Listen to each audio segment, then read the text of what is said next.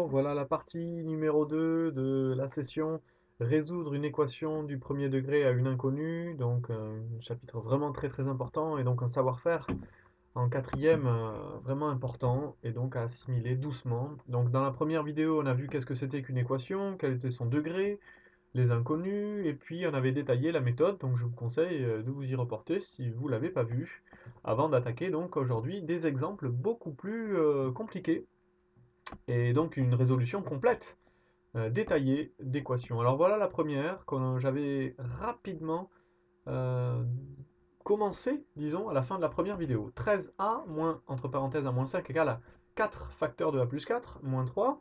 On va la reprendre doucement. Alors qu'est-ce qu'il faut faire d'ici déjà? J'ai un problème, j'ai des parenthèses.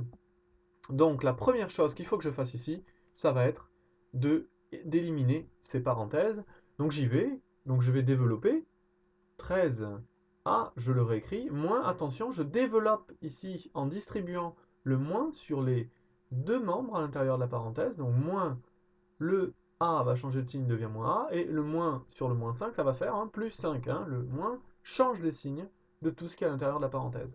De l'autre côté, pareil, je vais développer le 4 sur le a en suivant les flèches, et puis le 4 sur le 4, 4 avec le a ça fait 4a, et 4 sur le 4, ça fait 4 fois 4, ça fait 16. Hein. Vous vous rappelez, distributivité, c'est une multiplication.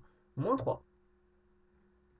Dans une deuxième étape, je peux simplifier ce qu'il y a à simplifier. Donc si j'ai de la chance, ici oui. 13a moins a, je pense à 1 euro. 13 euros moins 1 euro, ça fait donc ici 12 euros. Donc 12a plus 5 qui reste là. Je ne vais pas mélanger les carottes et les patates, mélanger les 12a avec des 5, attention. Ensuite, 4a, je ne peux pas faire quelque chose avec le 16. Par contre, 16 moins 3, ça je peux le faire. Et donc il me reste 4a et 16 moins 3, ça fait 13. Ok, j'arrive à quelque chose, normalement, où je sais faire. Je sais faire, puisque je l'ai vu dans la première vidéo. J'ai ici un paquet d'inconnus 12A, j'en ai un autre ici 4A. Je vais essayer de les regrouper, donc de les mettre d'un même côté. Pour ça, il va falloir enlever la bonne quantité, c'est-à-dire ici, je vais essayer de les mettre à gauche. Typiquement, on les met à gauche, les inconnus. Comment je fais? Je vais enlever ici le nombre d'inconnus que j'ai ici. J'ai 4A, nombre. Je vais enlever 4A pour pouvoir éliminer le 4A et donc me retrouver avec des inconnus seulement à gauche du signe égal. Donc j'y vais, je fais 12A, j'enlève le paquet d'inconnus que je voulais, moins 4A, et si on est malin, je dis bien, on peut automatiquement se dire que si on met les inconnus en quelque sorte à gauche, puisqu'en faisant cette espèce d'opération avec la règle de la balance, en fait, je vais me débrouiller pour mettre les inconnus à gauche. Puisque j'élimine les inconnus qu'il y a à droite. En faisant 4A moins 4A, je sais que ça va s'éliminer, donc j'en aurai plus à droite. Donc je les mets à gauche. Donc je peux me dire que les nombres, je vais les mettre à droite. Donc qu'est-ce qui se passe? Qu'est-ce qui se passe? Alors, je suis allé un peu vite ici. Je vais reprendre. Alors, pourquoi je fais ça? Parce que regardez bien ce qui se passe. Si on est malin, le plus 5 là que j'ai à gauche, je vais devoir en quelque sorte l'éliminer pour avoir des nombres seulement à droite. Donc je vais enlever 5 à gauche. Mais si j'enlève 5 à gauche, je vais aussi le faire à droite. Donc ici, je vais remettre en noir, j'ai mon plus 13. Et j'enlève 5. Alors, on va voir si ça, je vais le faire d'une autre couleur. J'enlève 5. Je saute en quelque sorte ici une étape. Pourquoi j'ai sauté une étape? Parce que plus 5 moins 5 à gauche, ça va faire 0. Donc je l'enlève, c'est comme si je sautais une étape, je vais un peu plus vite. Et 4A moins 4A, je l'ai laissé, exprès. Donc ici, les 4A moins 4A disparaissent. Le moins 5, il vient donc du moins 5 que j'ai simplifié. Et il me reste 12A moins 4A, 8A. 12 euros moins 4 euros, 8 euros. Égale à 13 moins 5, 8. Et j'arrive à l'étape finale, où, enfin, avant-dernière étape, disons, où j'ai plus qu'à diviser par le nombre d'inconnus que j'ai. Combien j'ai d'inconnus? 8, j'ai 8A. Je vais diviser donc par 8 dans une dernière étape. Et si je le fais à gauche, il faut automatiquement que je le fasse à droite. Donc je divise des deux côtés par 8. Ce faisant, mes 8 ici disparaissent. Ah, mes 8 aussi ici disparaissent. Tiens, 8 sur 8, ça fait 1. Il me reste donc A égale à 1. Je suis bien content. Alors, on va garder cette solution en tête. A égale 1 et on va vérifier que ça marche surtout. Il faut vérifier. Donc, qu'est-ce qui se passe? Pour vérifier, je peux reprendre ici la première ligne de mon équation et je vais vérifier que ça marche. Donc, je mets ici des accolades. 13A, si je remplace par 1, ça fait donc 13. Moins, entre parenthèses, A c'est 1, 1, moins 5. Alors on essaye de tête. 1 moins 5, 1 étage moins 5 étages, moins 4. Et 13 moins 4, ça fait 13. Plus 4, finalement, ça fait 17.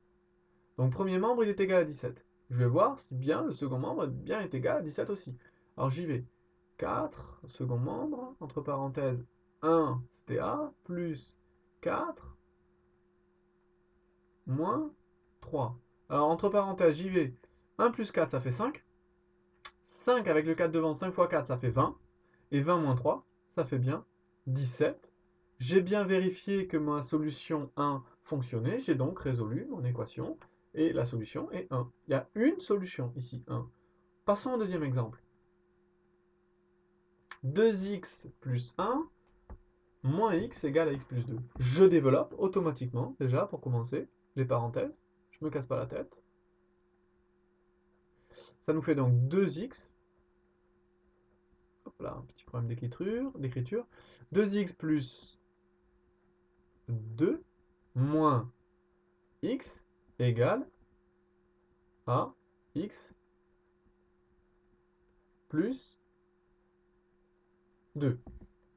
Alors, je simplifie les x. 2 euros moins 1 euro, ça fait x. Plus 2 il reste. Égale à x plus 2. Ah, mais maintenant, je vois que j'ai x plus 2 égale à x plus 2. Ben, je peux barrer déjà les deux. Pourquoi? Parce que si j'enlève 2 des deux côtés, bah, ils vont s'éliminer. J'ai la même quantité. N'oubliez pas la balance. Si vous avez la même quantité à gauche et à droite, vous pouvez l'éliminer. Et les x aussi, j'en ai un là, j'en ai un là. Il me reste donc 0 égale à 0. Qu'est-ce que ça veut dire? On a obtenu 0 égale à 0. Ben, ça veut dire simplement que cette équation-là est toujours vraie. Peu importe la valeur de votre inconnu x, vous pouvez prendre 1, 2, 3, 5, 10, ça sera toujours vrai pour toute valeur donc de votre inconnu. Une équation qui a donc une infinité ici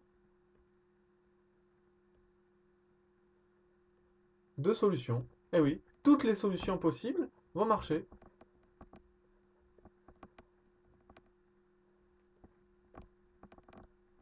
C'est incroyable. Infinité de solutions. Ça arrive. Donc on a vu tout à l'heure qu'on avait une solution. Ici, on en a une infinité. Dernier exemple pour vous montrer aussi ce qu'on peut avoir, ce à quoi on peut être confronté. 2y plus 3.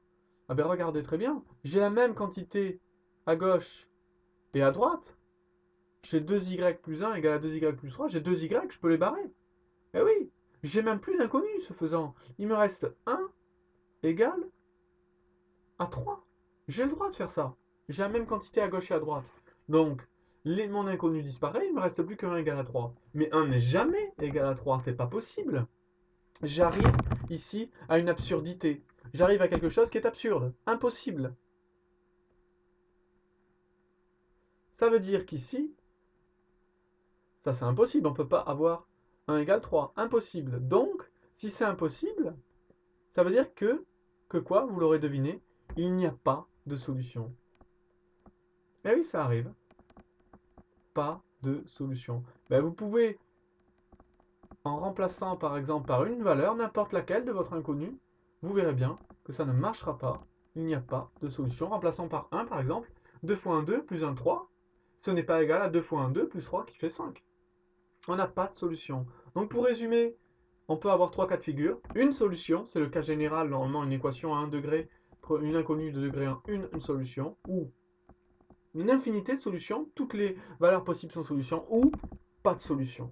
Voilà, je vous laisse travailler sur des exemples, vous êtes maintenant devenus des experts en résolution d'équations, entraînez-vous, je vous dis à une prochaine vidéo, au revoir.